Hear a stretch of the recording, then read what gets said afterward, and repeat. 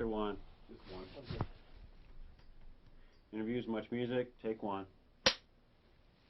Let's hope there's only one take. Yeah, exactly. One take matters here.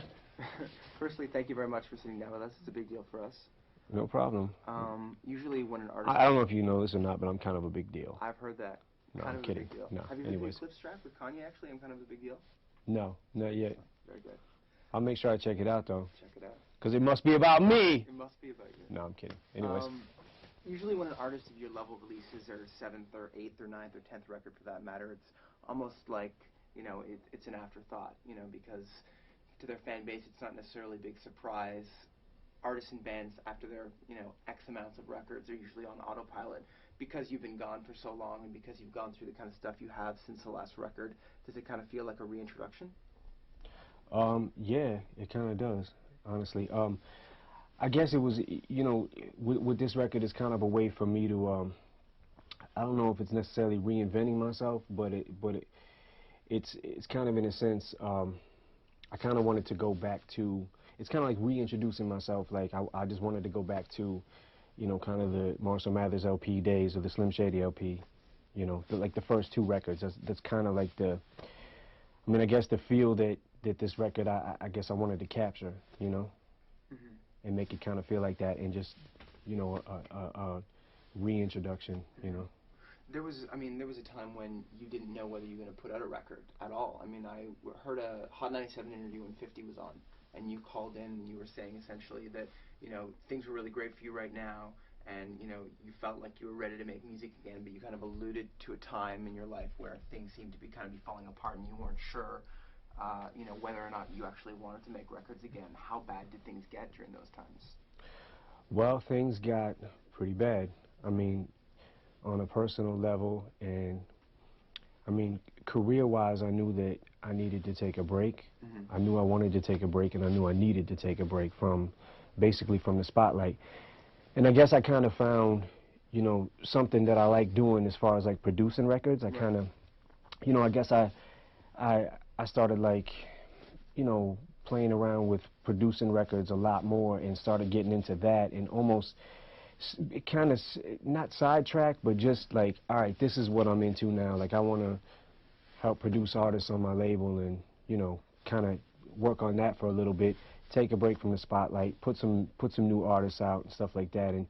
And basically at that point in time, I don't think I knew exactly what I wanted to do. I mean, I was going through a pretty serious drug addiction at the time. You know, my best friend passed away. Like there was a lot of things that were going on, and I think at that time my world was kind of just like spiraling, you know. I wasn't sure exactly where I was going with my career, but basically that's why I needed to just take a break. You know what I mean? I had to. I think I went 7 or 8 years straight without taking a break at all, you know. And I was missing a lot of my kids growing up, and, you know, a lot of things like that. So I just wanted to chill out for a minute. It was sleeping pills, right? Yeah. Well, sleeping pills like Valium, Ambien, stuff like that, but also, I mean, Vicodin, you know, basically whatever I could get my hands on, and anything that I felt like could make me fall asleep, you know, from NyQuil even. Why did you have so much trouble sleeping? I think most of it was probably in my head. Right. You know, I think that I sort of got on the track where it was like, okay, my career's moving really fast. Things around me are moving really fast, so let me go for the quick fix. Right. I can't sleep tonight, and I got a hectic schedule tomorrow, so let me go for the quick fix. And at first it started out kind of reaching for the NyQuil, and then the NyQuil didn't work, and now I need something stronger. It's funny because when I was preparing for this, I was reading a lot about addiction to sleeping pills, and the story you're telling me about, you know, things started getting crazy, and then you start with NyQuil. That's kind of mirrors every single story I've heard or read about online about, you know, people who are addicted to sleeping pills. Yeah. Yeah, I mean, that's kind of, I mean, for me, I don't know how it starts for everybody. I'm sure I mean, that's how it started for me, so I could see it starting that way for, you know, other people or whatever, but it's kind of how it started with me, and it was like, when I stumbled on the Valium, it was like, okay, I think this is my drug of choice. You know, it's kind of like, I never really had a problem with alcohol. I never really had a problem with, you know, any other substance, you know, until, like, in other words, not saying I didn't have my moments Right. when I was drinking and shit like that, but I also, you know, just like, for some reason I was able to kind of shut those things off. And Valium, I started building up a tolerance to it, you know. Ambien, you know, you start taking those things and it gets in your system and you build up a tolerance. You need more and more and more, you know. And it's, I mean, and I never once like really stopped to think like, you know, addiction kind of runs in my family a little bit too. So maybe, you know, and addiction, from what I understand, it's you know, got a lot to do with genetics. You know what I mean? And I never like really stopped to think about that there's other members of my family that are addicts themselves. When you talk to people who are addicts or who have addicts in the family, you hear a lot words thrown around like rock bottom. Like every addict kind of hits the rock bottom. What was yours? Or did you have one? Well, I don't know if I necessarily had a rock bottom. I mean, I actually probably had a few rock bottoms, but you know, basically when I went to rehab, you know, I wasn't really ready to get clean. I know the other people around me were ready for me to get clean, but I wasn't ready for, you know, I wasn't ready myself. So I think I stayed in rehab for maybe a total of 2 weeks, you know, and checked myself out. And I think I was convinced at that time, like, I'm not an addict. You know, I even had trouble like saying it in group meetings and shit like that. Like, I'm not an addict. This is, you know, something I can fix. This is a sleep problem. I'm going to go to a sleep clinic. I'm going to see, you know, if I can fix this problem. And, you know, basically pretty much when I got home from rehab, I started taking Vicodin, you know, maybe like a week later, if even that. And, you know, one drug leads to another, you know, and in addiction, like, if you really want to get sober, you can't do anything. You know what I mean? Like, if you really want to put your disease in remission, so to speak, like, you can't touch anything. You know, no liquor, no nothing.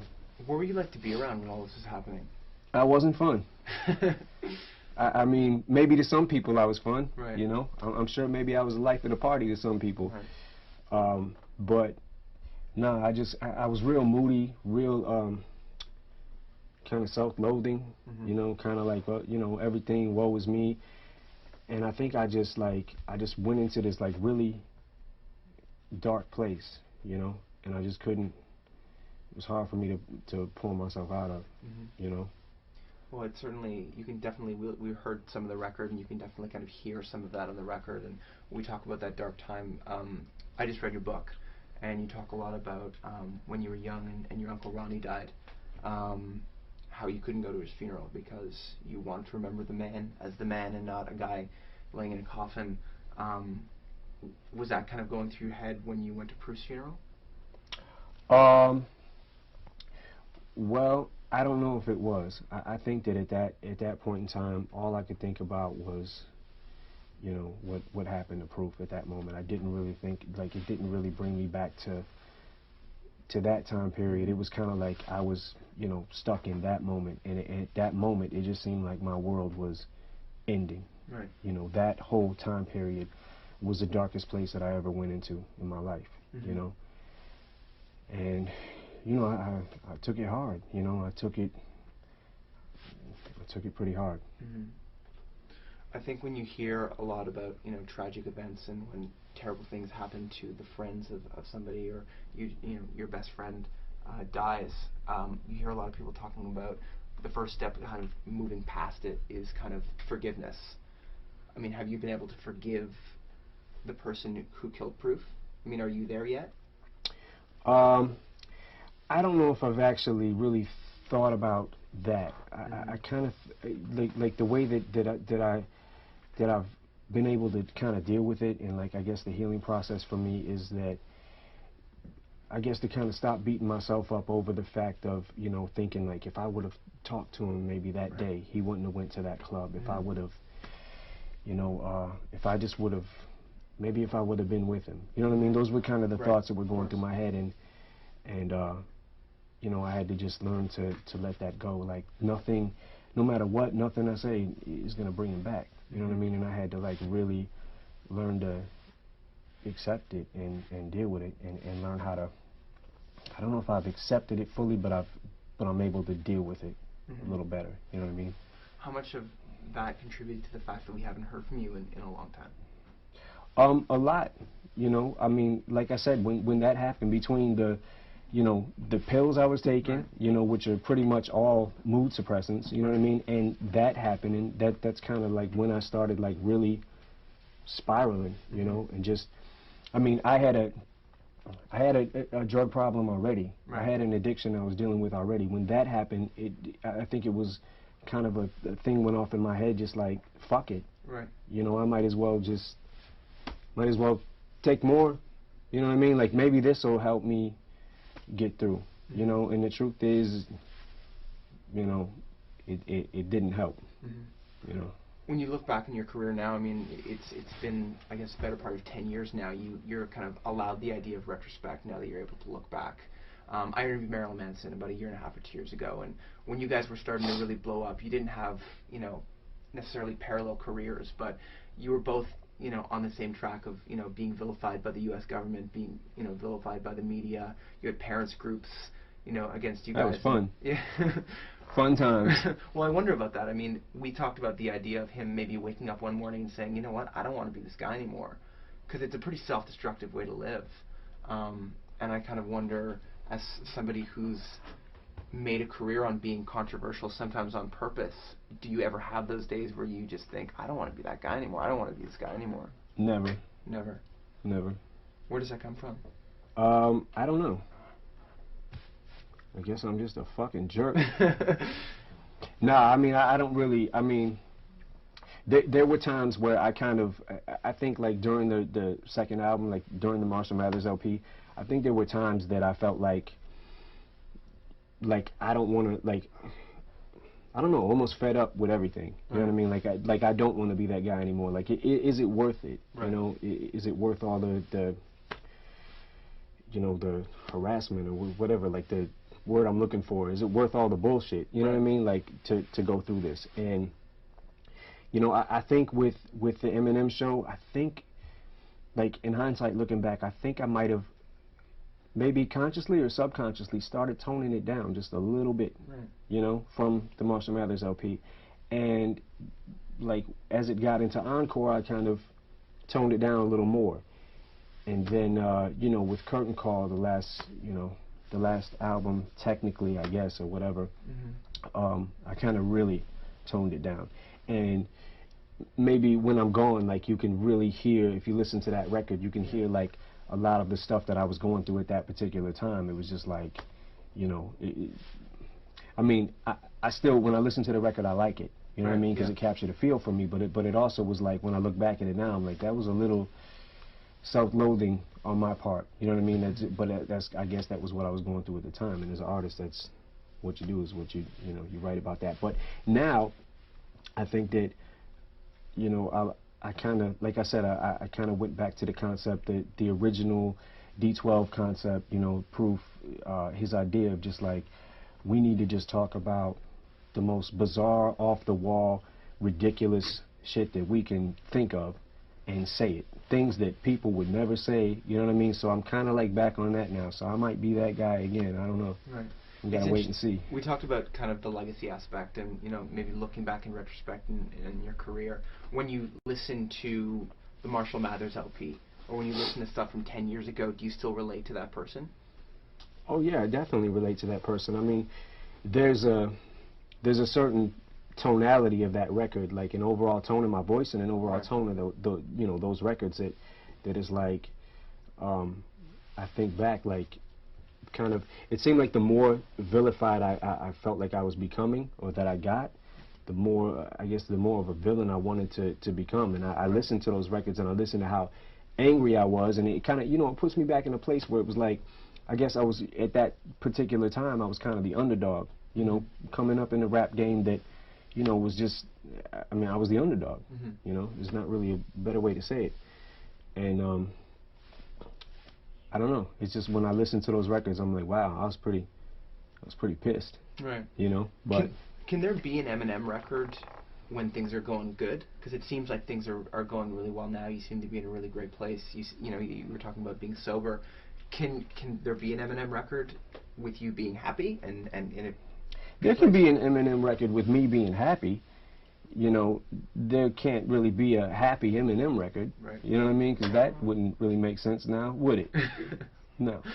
But yeah, I mean, like as far as things going okay in my life and good in my life, like yeah, that's, you know, that's true. But like when I make music, you know, I mean, my music is my music. You know, it's my art, and it's kind of like, you know, just.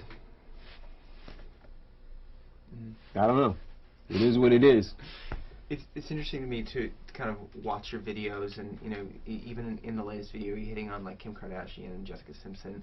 When you see these people, I mean, what are they excited about the fact that you're kind of talking about them in their records? I mean, I haven't seen them yet, but I'm sure that they're flabbergasted. Right. No, I don't know. I don't know. I haven't seen them, but you know, it is what it is. I think that you'd probably think that people would just be used to me by now. Probably. You know what I mean? Maybe. Yeah. Maybe. If not, fuck them. I want to talk about the city of Detroit, because it kind of puts things into context for the record, and then obviously for you because you're from the city. Obviously, Detroit has kind of bore the brunt of everything that's kind of going on in the world and in the States right now. You had that kind of open letter to Detroit. What's the mood like in the city? I mean, for somebody who's grown up here, and you know, even 10 years ago when things were going well around the world economically, it was still kind of a gritty city to live in. It seemed like there was a recession in Detroit anyway. So, you know, what's it like living here? I mean, well, people are pissed, you know, and I can't say I blame them. People are pissed. People are losing jobs. It's messed up right now, you know.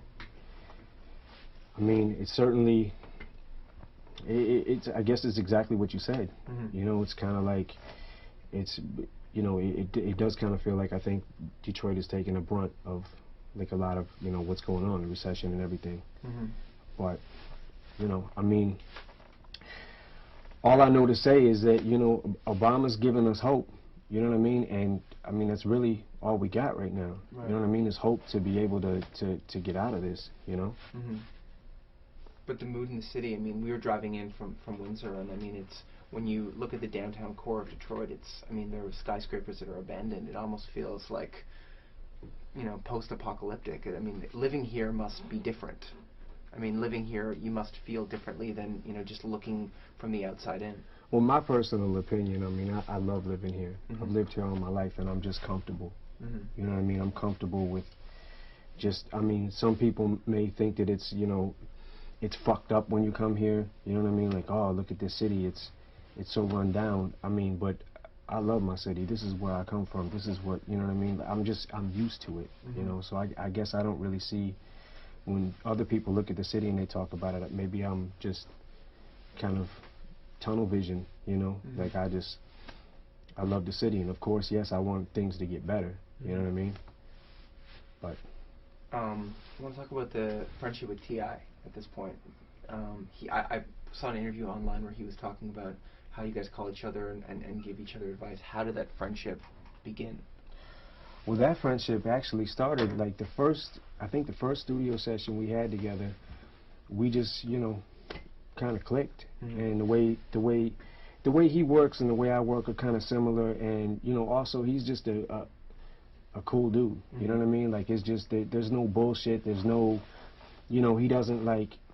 He's very much like me in the sense of just our personalities are real similar. You know, just regular people. You know, and that's kind of what I seen him as. And we just, you know, started shooting the shit and just developed a relationship through that, and just exchanged numbers, and you know, been calling each other ever since to, like, you know, just talk or whatever. You know, and I know he's went through a lot, you know, in the past couple of years too. So. Yeah. Well, when his friend was killed, he's talked a lot about the idea that he went through, he became paranoid all the time, and that's kind of why he ended up getting picked up and is subsequently going to be in jail for a year. Did you go through that as well? Did you go through a similar kind of feeling paranoid, or, you know, feeling like that? No, I didn't really go through that same feeling. I went through you know, just experiencing the loss was big enough for me. You know, me and T.I., like, especially at that time period, we're living two totally different worlds. You know what I mean, when it comes to that, in that sense. But, you know, I just felt like sad. You know, I wasn't really paranoid. I was angry too, I guess, you know. I was angry, but, you know, I didn't really go through a period where I felt like anybody was out to get me or anything like that. Yeah. We're gonna have we got about 2 minutes left. Sure. Fantastic. Just one last question. Obviously, 8 Mile was a huge success. A lot of people have been kind of anticipating maybe more movies from you. Is that something that's going to happen? Maybe. Okay. I certainly still have my hat in the ring, you know, when it comes to movies. I just, you know, I've been doing the thing with the record, with these 2 records, like the past, you know, like the past almost year, pretty much. So, but yeah, I definitely would do something, you know, if we found the right script and everything seemed right. I'd definitely do it. But at this point, music is the priority? Well, music is the priority right now, yeah, definitely. You know, with these 2 albums and, you know, Dre's album, like, I'm just, like, really focused on, like, trying to work on these things and get these out the way. But, like I said, my hat's still in the ring, so catch. Fantastic. Thank you, sir. Thank you. Appreciate your time. Thank you. All Appreciate right, it. Thank you. Yep. Let's do one more question to talk a little bit about the album, to talk about Sure. dates, I just wanted to, that kind of stuff. Sure. Just one question. I want to know spark. What was the spark that got you and Dre back in the studio, and how the production was a little different? Because what I understand is he took hold a little more of the production on this one, right? Okay. So talk about that. That'd be cool. Yeah. I mean, go ahead. I mean, obviously, you talked about the idea that, you know, you might not ever make a record again. What got you back in the studio? Well, me and Dre actually, we had a trip planned to Florida, like last year, I think, like last June or something like that, June, July. And we had planned a trip to get in the studio. Now, I had a pretty bad case of the writer's block, like the past, you know, 3 years before that. And it was, you know, I mean, not writer's block in the sense that I couldn't write anything, but writer's block in the sense of everything that I was writing was, you know, for me, I felt like it was just not up to par.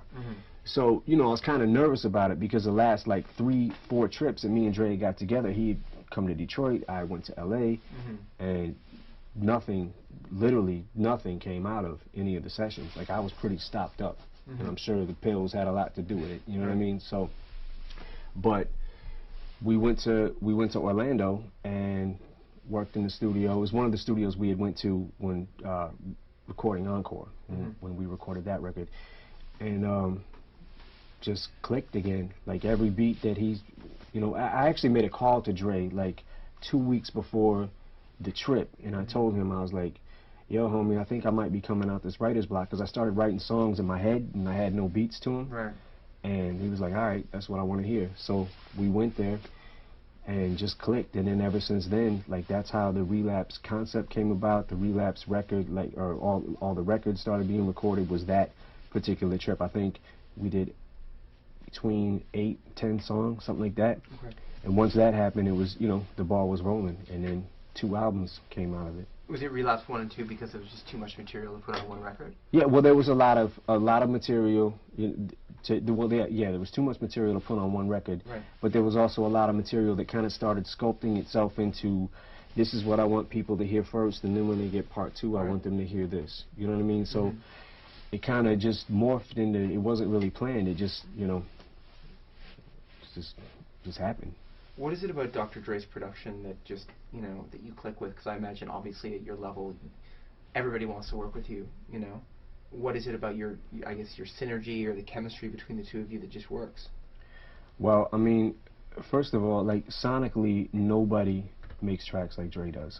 Like, nobody makes beats like Dre, period. So, I you know, I kind of get, I mean, for me, it was great to be able to put the beats aside, stop doing them, and just focus on the rhyme. You know what I mean?